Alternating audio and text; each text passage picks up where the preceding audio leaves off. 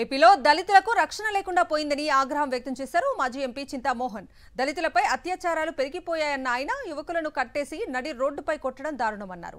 అరకు జిల్లాలో ఎస్టీలపై అఘాయిత్యాలు పెరిగిపోయాయని ఆందోళన వ్యక్తం చేశారు.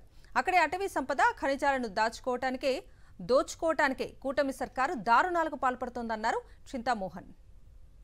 దళిత జనాల్లో ఒక దళిత యువకుడిని పట్టుకొని కాళ్ళు చేతులు పోలీసులు కట్టేసి కొట్టడం జరిగింది. మరి ఓబీసీల పరిస్థితి చంద్రబాబు నాయుడు నియోజకవర్గంలో ఒక ఓబీసీ మహిళను చెట్టు కట్టేసి కొట్టడం మనం చూసాం. మరి ఎస్టీల పరిస్థితి కూడా చాలా భయంకరంగా ఉంది. మరి అరకు ప్రాంతంలో ఎస్టీల పురుషాంగాలు కోస్తున్నారు.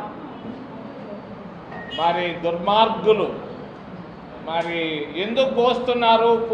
పురుషాంగాలు అక్కడ ఉన్నటువంటి ఖనిజ సంపదను దోచుకునే దాని కొరకుగా మరి గిరిజనుల పురుషాంగాలు కోస్తున్నారు కూటమి ప్రభుత్వంలో.